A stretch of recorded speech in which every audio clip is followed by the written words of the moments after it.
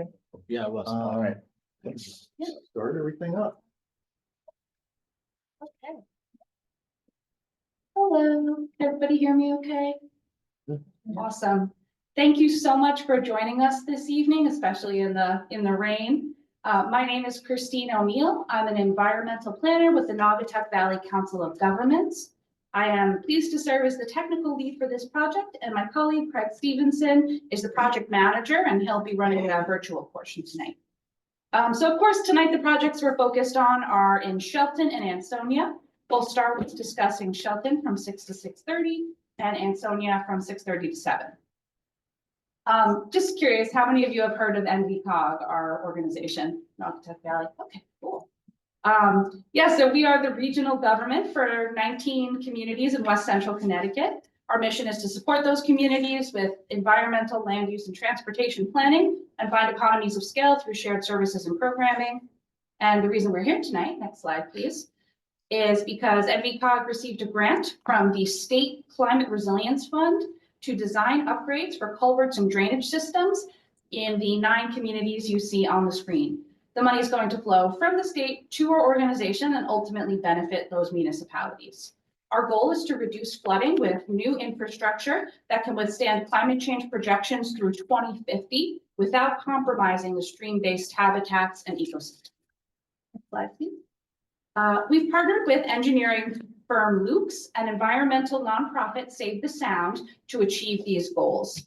These partners will complete the work you see on the screen. They'll gather data, conduct surveys, assess ecological passage, analyze alternatives, and ultimately produce a 30% preliminary design for each site. Then they will identify federal funding opportunities and draft a grant narrative that we can use to apply for construction. Please note that the scope of this project tonight is really just the design. We don't have funding for construction yet. And for the final slide, so this is our first of 2 sets of public meetings. Tonight, we'll gather your input on these potential site improvements that can be incorporated to Luke's design work. Our second set of public meetings will take place later in 2025, where we will share the results of what we've put together. And in both cases, we're here to hear from you, and we want your feedback and input and your experiences. Thank you so much. And at this point, I'll turn it over to Alex from Save the Sound. Hi folks, I'm Alex Crofta. I work at Save the Sound. Probably think of Save the Sound as working in Long Island Sound and on the beaches and our coasts, but we're really interested in areas inland as well, all the land and rivers that drain to the Sound. As Christine said, we're going to be working with Luke's and NVCOG to kind of advise on some of the ecological aspects of these projects that we're considering here. And just to state, nothing here is designed. I just want to run through some kind of concepts that we think of as we're thinking about restoring landscapes for flood resilience and also ecology. Next. Maybe our biggest contribution on this project is going to be looking at bridges and culverts. Bridges and culverts get cars across roadways, and when they're designed to be too small, they can block actual fish passage and wildlife passage across the landscape. And if they're really too small, they might overtop, which leads to culvert failure, which is obviously a really dangerous situation. So put really simply, what we try to do is evaluate, assess, and design culverts that are just larger, and that allows both fish and wildlife to pass, but also raise up the deck of those structures so that higher floods can get actually through and under the bridge or the culvert without getting up over onto them. Next. We're also interested in combating street flooding by using green infrastructure.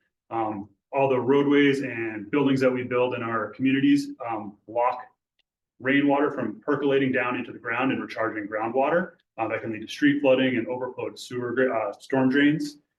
So what we try to do is protect natural landscapes and also recreate natural landscapes using rain gardens. And all that really does is just allow water when it's fit to do so to seep down into the ground and run back into the groundwater, as opposed to washing over our landscape as runoff. Next. And then the last thing, this is a little bit of a larger scale solution that we think about. Obviously, flood walls and levees and things like that, and confined streams protect the land and property adjacent to these features. but that just sends the water downstream. So whenever possible, whenever there's a natural landscape where we can reconnect flooding and allow flooding to happen safely and naturally in areas that are designed or have evolved and developed to flood, we try to allow that and look for those opportunities to recreate those floodable wetlands to relieve pressure on downstream property. And that's it. I'm going to hand it over next to the folks from Luke's, who have looked in depth at some of the sites that we're going to talk about right now. Yes, good evening. Appropriate that tonight and tomorrow we're actually headed into a storm and flooding event potentially, and we're here to try to address those looking forward to the future climate change as well as current conditions. I'm Ron Nolt with Luke's Consulting Engineers. Just by brief introduction, but Terry Gallagher to my right will talk in more detail about the projects in your communities. But just to stress, as Alex mentioned, tonight is, we kind of call it a listening tour. We're here to gather public input from you after we first introduce you to the project limits, our initial observations of existing conditions, and talk about, as Alex just did, the possible tools in our toolbox for solutions going forward. There will be a second public information meeting after we've done our engineering to present to you our findings and review our recommendations going forward, as well as seeking grant money for implementation of these improvements. So tonight, just briefly, Terry's going to go over the geographic limits of the project. We're confined to certain study areas, of course, and he's been involved in all of the projects, visited all the sites. As I mentioned, we're really just getting started. You'll perhaps have seen us surveying and getting going in your communities. The next couple of months will be spent with the analysis of hydrology and hydraulics at each location, and the design, 30% preliminary design of possible solutions. So that's the general introduction. As we mentioned, we're first going to talk about the specific project areas in Shelton for 20 minutes or so, and then get into the Ansonia project as well. So Terry Gallagher from our office is going to take it from here. Next slide, please, Greg. Yeah, hopefully this is visible to everybody. This is our Shelton project area. It's downtown Shelton on the south end of Oak Avenue. And it contains some of the areas along Congress Street, Wall Street, Union Street, and surrounding streets. It's Congress Avenue. Oh, it's Congress? It should be Congress Avenue. Okay, what did I say, Congress Street? Yeah. Sorry, Congress Avenue. Good catch. And it basically, in the stick figure diagram, the Shelton mapping system, it shows where there was, never mind. Anyways, it shows the drain coming in from the top of the diagram into a 48-inch pipe. It then goes into a stone box culvert that goes through. That 48-inch pipe goes either between houses or possibly even under some houses. Then it crosses Congress Avenue and goes into a stone box culvert that's been repaired a few times. It's like a 3x3 box culvert. Then it goes into Oak Avenue where it goes down the sidewalk, barely underneath the sidewalk where it's collapsed a couple of times, and eventually gets down to a 30-inch pipe going underneath Center Street into the Burying Ground Brook. It's probably the exact opposite of how you want a drainage system to look. You always want it going from a smaller pipe into a bigger pipe as it gets down further downhill, collecting more area. The city of Shelton's done a lot of repairs on it over the years. We have a number of the Shelton Town Engineering and Public Works staff, along with two of the aldermen from downtown here tonight. And the purpose of this goal is to try and come up with a cost-effective design that fixes this flooding problem so the city doesn't have to go out there and fix it all the time in the dead of night and on weekends. The goal is probably going to be to try and relocate some of this storm drainage out from inside people's private property, out into the city right away, and get it down to Burying Ground Brook, gradually increasing in size. Do the next slide, please. Excuse me, do you have more copies of this map here? Yes, we do. And actually, we even have some extra copies in the back there for people if they want them. Have that. There's some small handouts and there's a bigger map there that we could mark up if people want to show where their houses are and where they're experiencing flooding. Make this a little bit easier to read. And if you could go to the next slide, please, Craig. As I said, the drain actually comes down onto Congress Avenue between the two houses in the upper left-hand side. And it might even go underneath the garage. I'm not sure. Some of these things are old and they actually curve. They don't always go in perfectly straight lines. It then gets into Congress Avenue and then crosses and then goes kitty corner through several other houses down toward Oak Avenue. And it comes out in that manhole on Oak Avenue that the city has probably replaced the portions of the sidewalk. How many times, Remus? 8 or 9 times. 8 or 9 times. 25 years, probably. So it's an area that gets chronic flooding and has chronic public repairs. So we're trying to come up with 2 or 3 alternatives that are the most cost effective and that the city and NVCOG can then go out and try and obtain some type of FEMA grant money or DEP grant money to help bring it into Shelton and correct this problem. Go to the next one, please. And this just basically shows the route going down toward Perry Hill Road and crossing Center Street and going out into Bering Ground Brook. Bering Ground Brook flows toward the Housatonic River, but it goes underground at the intersection with Long Hill Avenue and a box culvert, then goes out underneath the old buildings where it used to go out through the Chromium Process Company and out by the Veterans Memorial down by the Riverwalk. So we're just going to analyze it going down to Bering Ground Brook. We're not going to analyze the whole thing going out to the Housatonic River, but we are going to try and get it so it's set up so it can have gradually increasing pipes that flow properly, that are not right underneath sidewalks, that are not conflicting with sanitary sewers or water mains or gas mains. So we're doing a surveying mapping exercise right now. And when we get those maps made up, we'll have good up-to-date mapping for this portion of downtown Shelton. Next slide, please. And yeah, we're in addition to the Bering Ground Brook, we're also going to look at upstream areas and side streets that are draining into this area, like more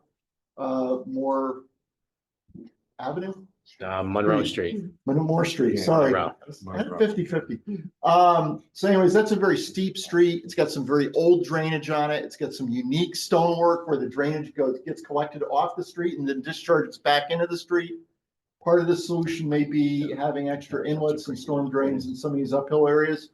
We also looked at the channel in Sims Way that gets runoff from Perry Hill Road and possibly the intermediate school, and all that's coming down in this neighborhood. So maybe there's an opportunity there to do some detention or some of the nature-based solutions that Save the Sound we were just talking about to try and limit the amount of runoff that's coming into this so we can make the drainage design more cost-effective and help the city win some money for final design and final construction dollars. Next slide, please. And we're just recapping the things I just said that we're looking at different options. We have not designed anything yet, as Ron mentioned. This is the very beginning of the project, and we're here so that if anybody here has any specific flooding issues, or they can tell us exactly where to look for specific problems to address, we will incorporate those in our project going forward. So we're here to listen to you folks tonight, and then whatever we can do to help you out, we're here to help you out. Next slide, please. There you go. It's your turn. Anybody who would like to speak, please feel free to come up to the podium and speak, or we can also later on, if you want, I've got extra maps there in the back. We can go sit down and look at the maps and you can mark on wherever you've seen issues in the past, whatever you'd like to do. But if anybody would like to speak, please let us know. I know you're kind of focusing more a little bit down further on Congress Avenue. I'm more, I'm on the corner of Congress and Monroe. Okay. So is that really showing on this map? All the water comes down Monroe Street. So it flows from Jefferson is the top and it flows down Monroe. And so I constantly have issues with water. If somebody parks too close to the curb, it'll hit their tire, jump in, flow down my yard into my basement. There is a culvert up the top on Jefferson Street. They redid it a number of years ago, but they didn't really redo it right because all the water, like if you come and look at it tomorrow when there's a heavy rain, it's on both sides of the street on Monroe. It's like a river flowing down. So I think that's just another area kind of to look at. I think that showed on the previous slide with the total box culvert that was indicated at Moore Street. Yeah, that's Monroe Street. Yeah, it's Monroe Street, not Moore Street. Okay. Yeah, because that's the issue is that culvert, the water doesn't even go in it and it just all comes down Monroe. Can we just have your name, just so we can? Yes, Doreen, Doreen Brown. And it's 84 Congress. Thank You're welcome. Sorry, I have a question for you. About which address on Monroe Street is that culvert that? It's on Jefferson Corner Street. Jefferson, yeah. Yeah, right on the corner. Jefferson. Monroe. Yeah, Jefferson Madison. Around here. Madison, Yeah. just before the intersection of Madison and. Street. Oh, I know. It's right there. She's busted.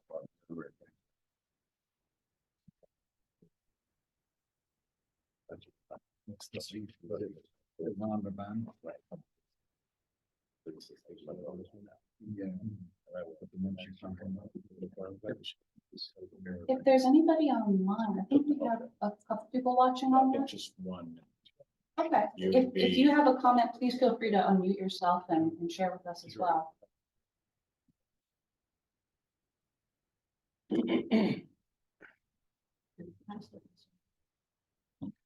There were two that I think one should come.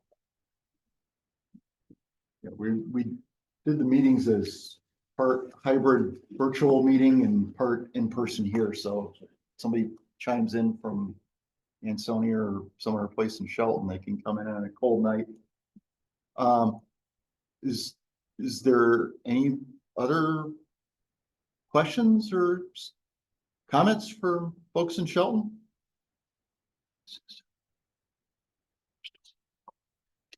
We'll also see you again. Oh, sorry, please go ahead.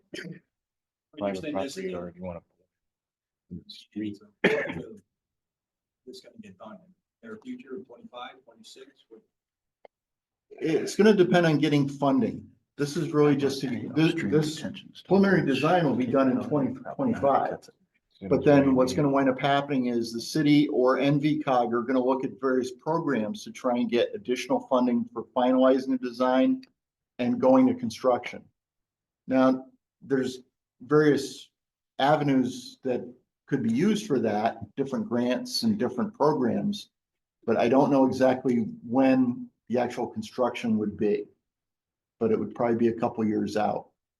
I will say, as someone who's worked with a number of grants, part of the scope for design is to identify federal funding sources and draft a grant narrative, which puts us way ahead of where you usually end up when you have a 30% design in hand. So I'm optimistic about getting some construction funds for this. At least we're starting to do something about it. It's been a long time. Can we have your name, sir, if you don't mind? I'm Greg Greg? Hoskins. 5 Congress.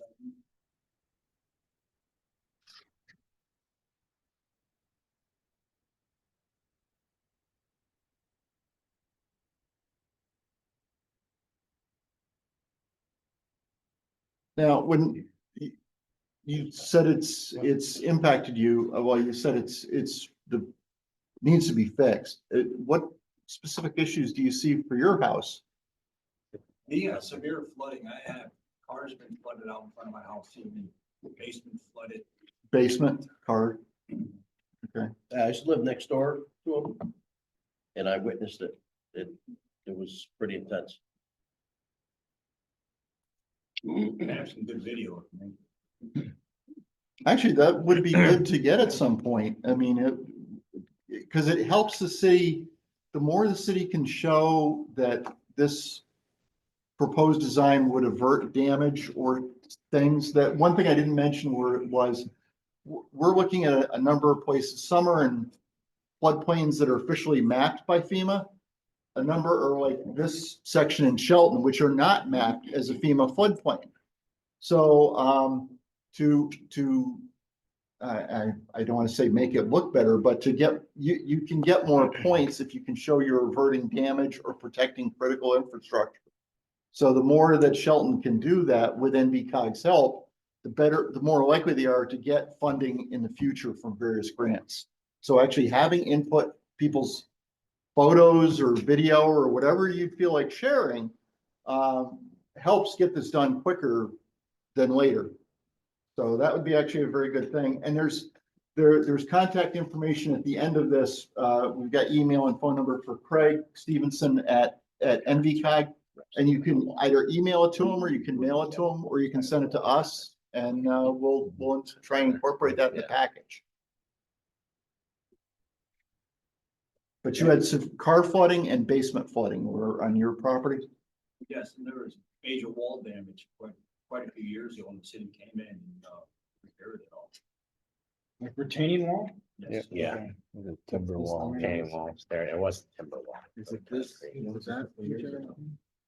If any of your neighbors are asking when you get back home or you're talking about it and they have any questions, you can feel free to give them my email address also.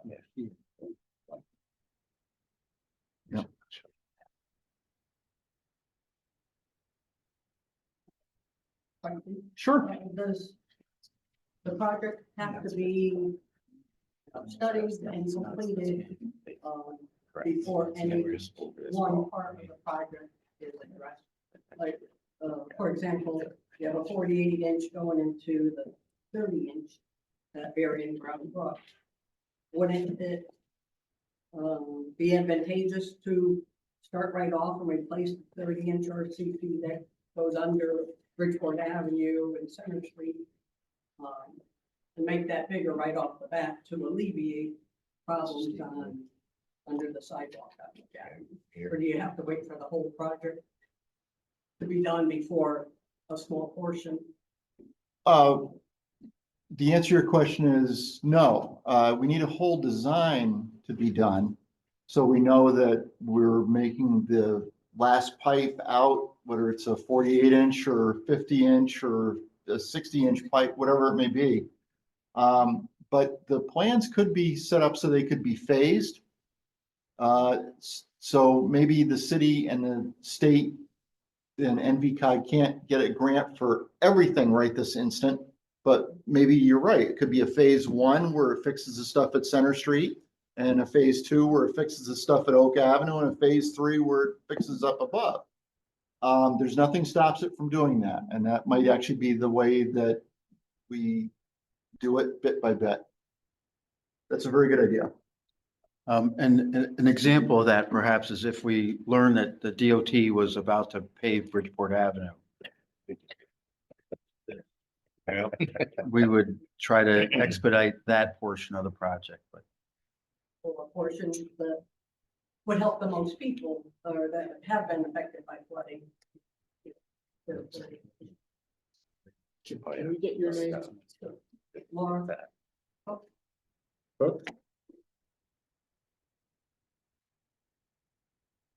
What's your street address, Laura? 77 Oak Avenue.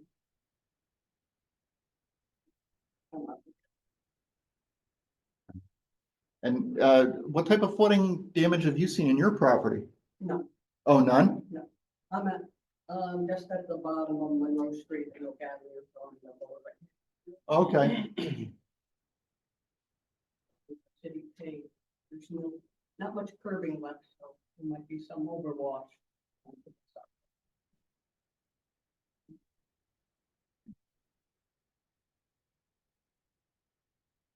Okay. Well, that's very helpful. That's a very practical thing. Yeah, the 30-inch pipe going underneath Center Street is actually state right away. Most everything else is city right away, or it's going through someone's private property in their backyard.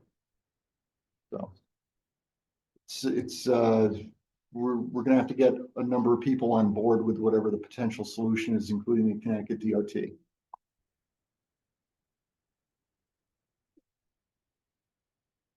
Has Marion Brown Brook ever overflowed?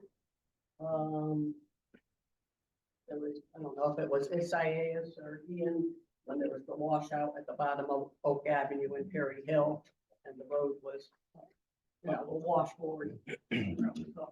Just curious if it ever overflowed. Well, there were some blockages. Yeah. That we had to clear up, so that was probably the cause of it, but typically, no. Right. Right at the Long Hill Avenue and Center Center Street. Street.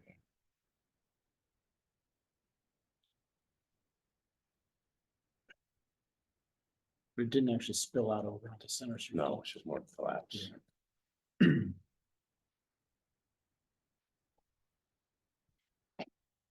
Ask another question. I know it's been mentioned that there's a wetland up above Congress Ave before it enters the pipe. Can anyone speak, because I haven't seen it, can anyone speak to like the condition of that, like what's like a marsh and pond? It's a wooded ravine that's got, Yeah. it's actually got erosion on it, on the banks. I was over there on Thanksgiving weekend. I didn't go in everybody's backyard. It obviously comes down in the backyards, like 2 or 3 houses. So we're gonna be reaching out to the owners of those if they're not here tonight, and making sure it's okay that we go into their backyard, do surveying and stream and flagging wetlands and things like that. But we're gonna get up to date elevations and everything, so it's all on one set of maps. We actually were very fortunate. The stuff the Remus was able to pull together with Bridgeport, Shelton Engineering rather, were very good maps. Some towns don't have any mapping whatsoever. So Shelton is ahead of the game there. It's actually gives you a nice springboard to jump off of with the study. So we're going to try and use as much of the city information as possible, which is what the DEP requested, and we'll supplement that with more information. So you're doing topo up at that upper part? Right around where the Culvert if the culvert, not the entire thing, but, and I can give you photos of the stream.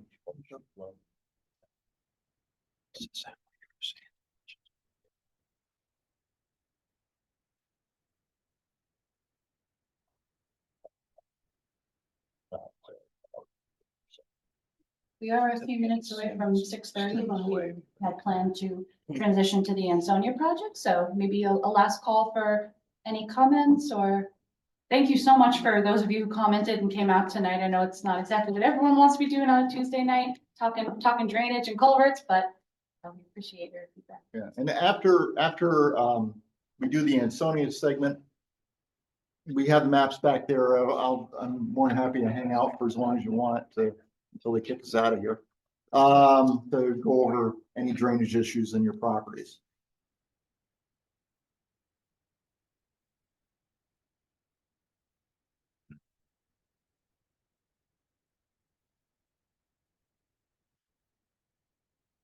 Butter in Ansonia.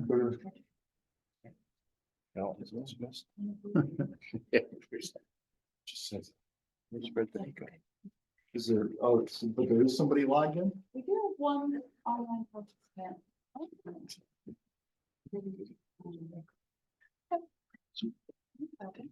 There's a culvert from. It's maybe fair to say that since there's no new folks coming in for Ansonia, we don't need to do our introductions again. Maybe we could head right to the project descriptions and such, so.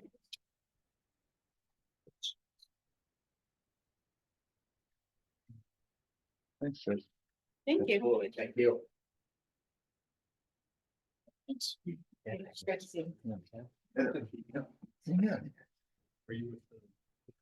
Yeah, we're all there for this. Well, it's not the name. I think I can't be the same. Right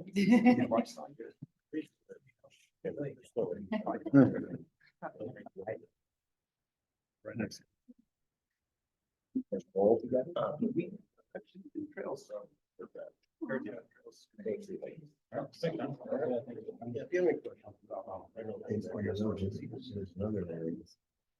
Howard Avenue.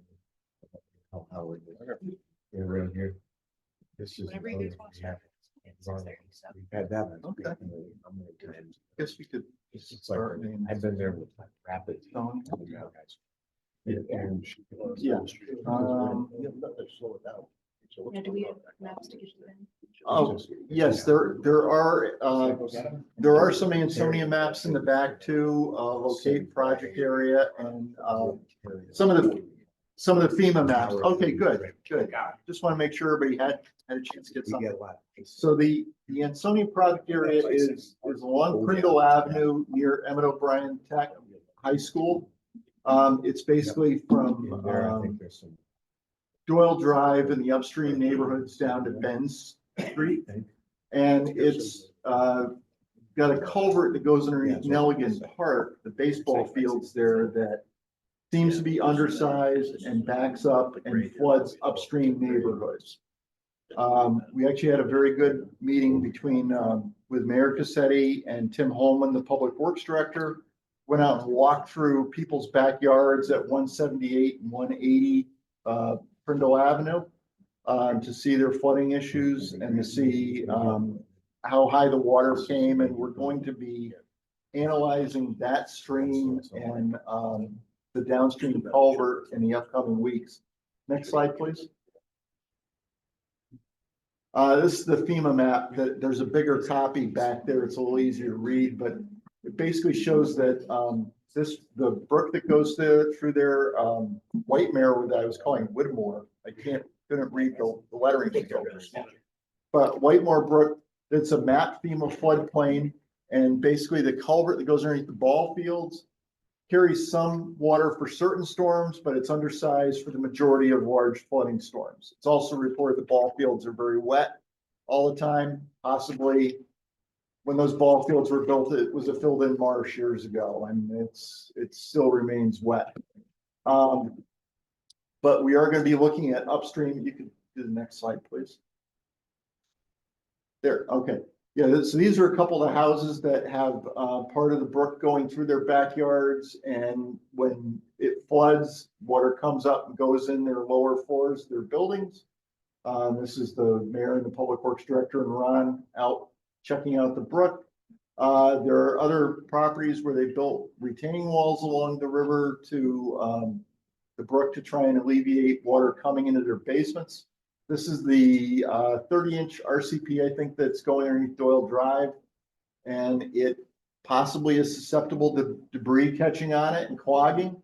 One of the things we're going to look at is if we can get a more larger culvert that's more in keeping with the natural geometry of the brook that Save the Sound is looking at, come up with something that's less likely to clog and more cost effective to for the city to get grants on. Next slide, please. And this just shows the route of the culvert underneath Doyle Drive and down across the baseball fields at Nelligan. I was talking with the Ansonia DPW staff this afternoon, and we may even try and get out there next week to go look at some things. There's reportedly a manhole next to second base in one of the ball fields that was clogged with a kid's swing set once upon a time. And that may be an indication that the culvert that's going through there is too small and needs to be increased to carry flows through. There's a large swamp on the north end of the ball field before it gets to Benz Drive. Next. And this is the downstream street. It's got three 24-inch pipes, I think we saw out there, Ron. And then as you go down, there's the nursery downstream actually has one of their hoop poly houses over the stream with a culvert underneath it. And there's another culvert downstream at Shortell Drive. So we'll take a look at those and see if any of those are a constriction that's causing water to back up into the flooding area. And next slide, please. And basically we're going to try and see what options are available to increase channel capacity in the houses that are getting flooded out, and what we can do to increase the culvert capacity going downstream underneath the ball field. And if there's any opportunities to do things upstream to try and reduce runoff, getting into the trouble areas using some of the techniques that Save the Sound is helping us with, and lessen the cost of the project and make it easier for the city of Ansonia and NVCOG to go out and get funding for the next phase of the design. So, anybody else want to, I guess next slide. And then, whatever you folks would like to say if you have any questions. Yes, sir.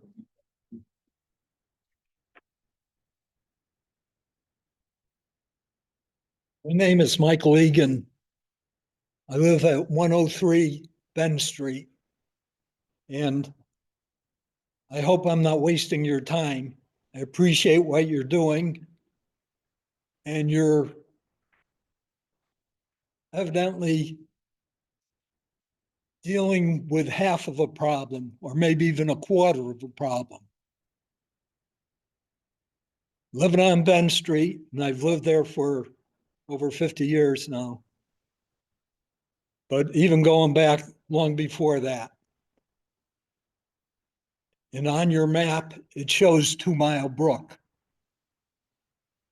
2 Mile Brook starts at the highest point in Ansonia, which is an old Nike launching base. And 2 Mile Brook comes down through Ansonia Nature Center, and then it starts hitting a number of areas that have been developed over the years. Ansonia, with the lack of planning and zoning commission, and this goes back for years, they permit a large amount of water going into 2 Mile Brook. When it gets behind Benz Street, it becomes a swamp. Now, a number of years ago, we could go in our backyards and pick blueberries. Now the swamp is just a little bit bigger. You go out to Ford Street, and years ago there was a bridge that went over 2 Mile Brook. In somebody's wisdom, they took the bridge out and put in a culvert. At that time, and I can't tell you exactly how long ago it was, several years ago, I complained to the city sent somebody out, and they said the water was still flowing. I said, the pitch is different, but I guess I didn't make my case. Just recently, I went to the Board of Aldermen and complained again about that culvert. Again, they sent somebody out, and the same story and the same results, no results. That 2 Mile Brook has got a number of tributaries that come into it from different wetlands. Now, being from the hilltop and having lived there many years ago, when there were like 10 farms on the hilltop, some of them before I even came there, long before I came there. Those farms, for the most part, have been developed into housing developments, did away with all the natural swamps. Some housing developments went right where the swamps are. They can't even have basements in the houses. They're built on slabs. Now, some of those would flow into the area that you're talking about, but some of it flows into 2 Mile Brook in the swamp. And if we ever get a storm like they got up in Oxford, it's going to be the same results. It may be in some areas, in not trying to extend it, but this goes down through Derby, through where a dump was, so it'll wash out the dump. It'll go into housing developments, into where there's condominiums. It eventually goes into the Houstonic River, the same thing as the brook you're talking about that comes down the other way and goes into the Naugatuck River and into the Houstonic River. Now, this is an ongoing problem, and I don't want to waste your time if I'm just talking about something that doesn't concern you. If you want to tell me to stop, I'll stop right now. Well, no, we are gonna look at the watershed that is part of whatever White Mare. Whittemore. It's listed as White Mare Brook in the FEMA study. But we're gonna look at the stuff that, the watershed that drains to the Benz Street culverts that are there. Well, this is where Emmett O'Brien Technical School is. There's like a peak. The water flows to Nelligan in the swamp behind Bruns Road and Prindle Avenue and that corner of Benz Street. Now, on the other side of Emmett O'Brien, the water flows to 2 Mile Brook. And that's where there is an additional problem that needs to be addressed by somebody. And like I said, I don't want to waste your time if this doesn't concern you. But that 2 Mile Brook is potentially an extreme problem. And it is a problem for people. My daughter's house next door to me, she never had, this is a FEMA designated wetland. She has to have flood insurance. My neighbor, he could tell you about where he lives. He's a little lower than me and he gets it a lot worse than what I do. Now, the last time I had the city come out, we hadn't had any rain for, any significant rain for 3 months anyways. And they said that the water was still flowing through that culvert. And I don't know where. I mean, the water is just higher back there. There's more swamp. And it's a problem that somebody has got to look at. Sir, if I could make a suggestion, Ansonia, as well as the other towns in our region, are relatively close within, I would say, less than a year, going to begin a something called a Natural Hazard Mitigation Plan update.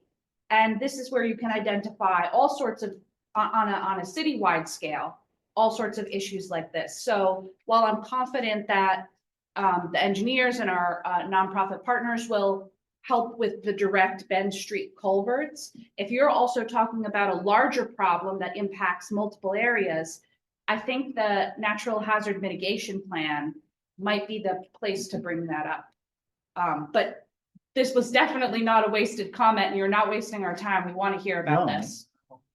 Yeah, this particular project area is what the city officials in Ansonia pointed us at, that they saw as a problem. Not that there weren't other problems elsewhere in town that need addressing, but this is the one that they wanted us to focus on for this particular grant that the DEP had issued. So I can look at the watershed for 2 Mile Brook, I'm sorry. And anything, we're gonna focus on what's going through these Benz Street culverts, and upstream, I think. Mr. Lincoln, afterwards, if you could show us where 103 Benz, where you live, we could either determine it is part of this project or it's part of a different drainage problem, and certainly identify that to the city. It isn't listed as part of your project. I can show you right on your map. Okay, Oh, sure. that's what.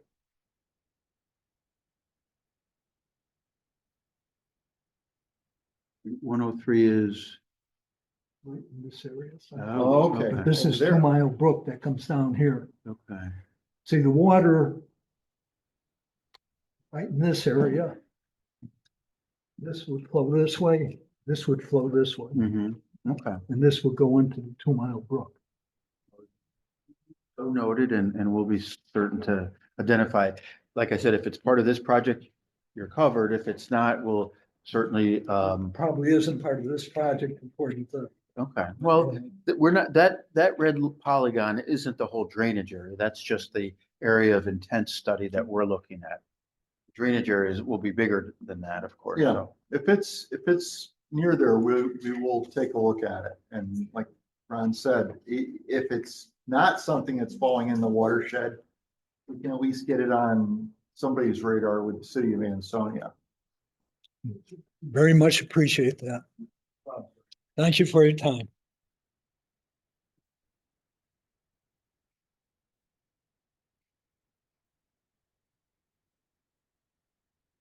any other Ansonia comments, questions?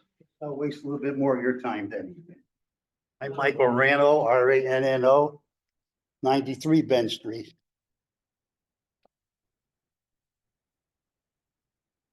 And in my yard runs a drain pipe. It picks up about 10 or 12 storm drains.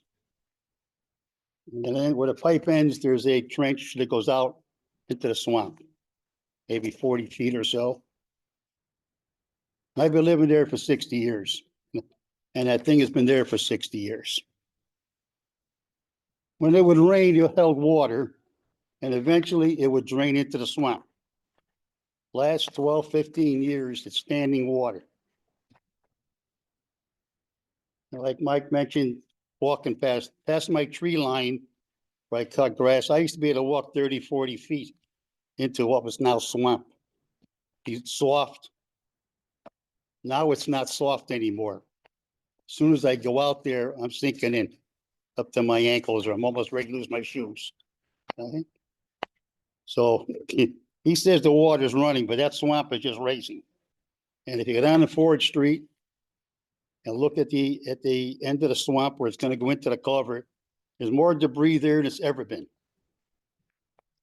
So I think that has to be dug out or something, at least to alleviate that problem. Take a look, perhaps there's an obstruction in that culvert that used to have free flow. Yeah. Maybe the other half of that swing set that Terry saw at second base. Okay, thank you. I didn't see that. He just, the Public Works guy related it, that's all. Pardon me? The Public Works fellow related the swing set or the kids' playground got sucked down the storm drain in the baseball fields. So, but Well, that's. when I was coaching softball with my daughters, the first one in the field, my outfielders had to stand in water. All year long, they sat in water. Yeah, It's stand in water. Right. Ball be hitting, flop it hit. It didn't roll. It just flopped if it got that far. Right field especially, right?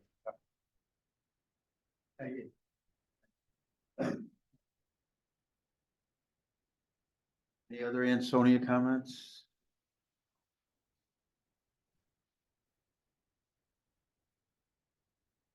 Okay, then if not, we'll be here, we'll be picking up, cleaning up, come up and show us on maps, for instance, if that helps, but otherwise, thank you, and we'll see you at the second public information meeting, where we'll hopefully be back with some good ideas. Thank you.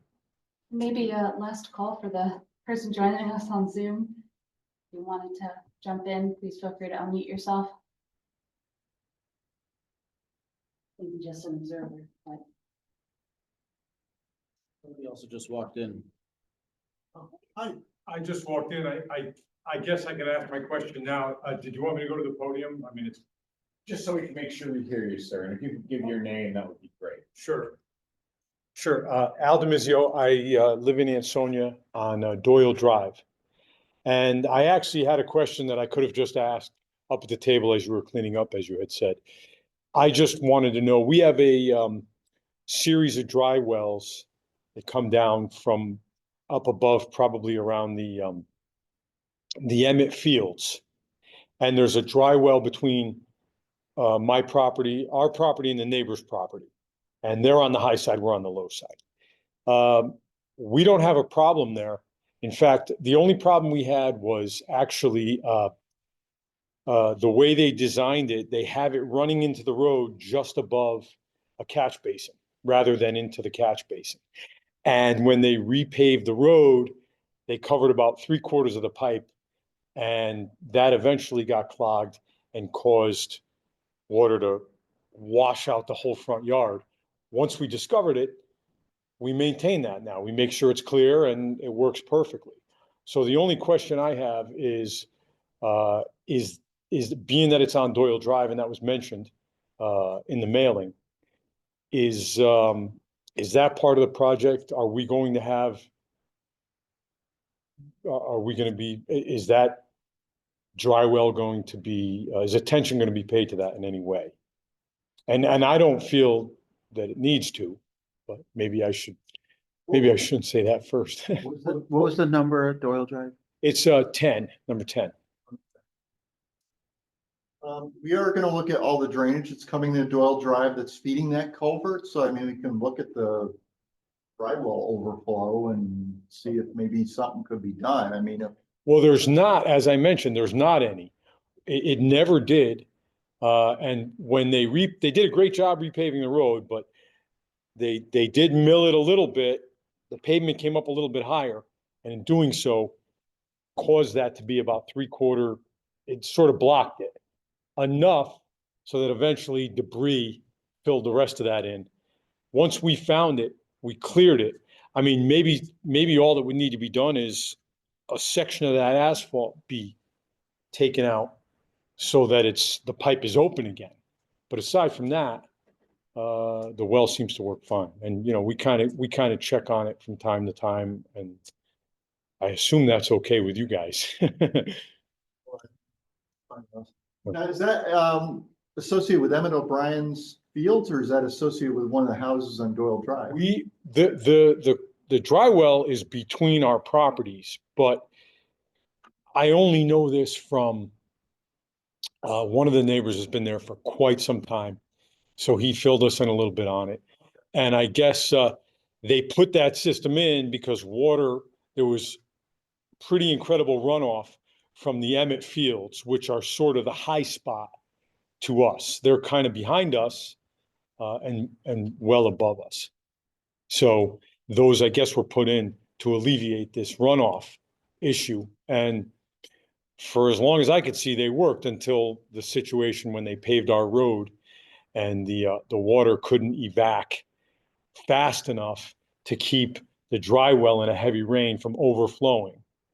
But once we cleared it, it's fine again.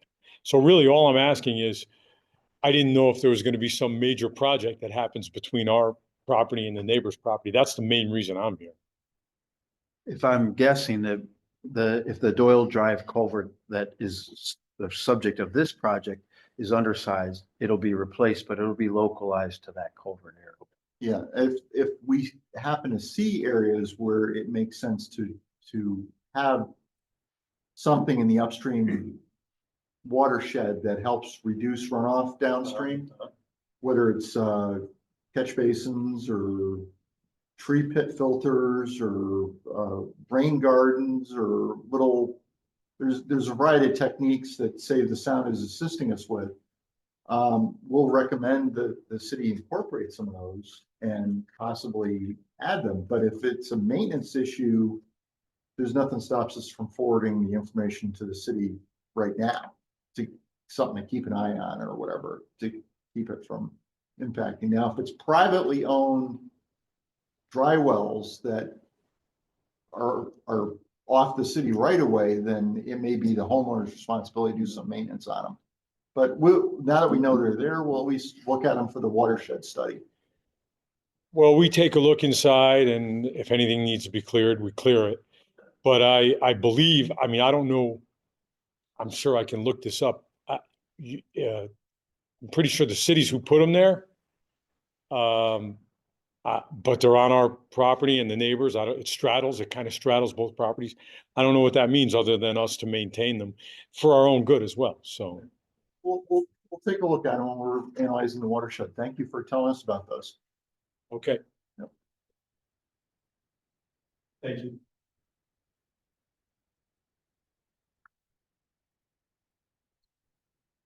Thank you, everyone, for joining us tonight, and feel free to stick around with the engineers. How's it getting better than that? Thank you. All right, thank you very much. Thank you. Alrighty. Um,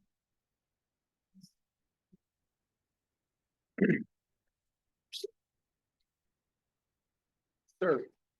Excuse me, sir. No. Can you come here and just show us, With the Shelton. with the- yeah, you can probably see it up this, probably isn't gonna go up this far on the street, but we're just curious. So, This. you know, what you're- Yeah, that. A bet yeah. between this is This- us. Yeah. this is my most- This Okay. and the next house. So when it's You go coming down, between it on there's the a, street, a you just pipe right angle. here. Wait to it. On this side of the street, I'm on this side, right at the corner here of That's Congress. Jefferson. So it's like a strip? No, this is my No. street. Yeah. And Jefferson's up at the top. Jefferson's at the Yeah, top that's- across. So But sorry, what it's a touch happened, screen. there is Yeah. a culvert up there, where the water, and then especially. That's it, right there. It crosses across So this the is road just- and comes down, so I'm Just- getting It's, I mean, basically like both anything draining sides to it. coming down Yeah, this there's side.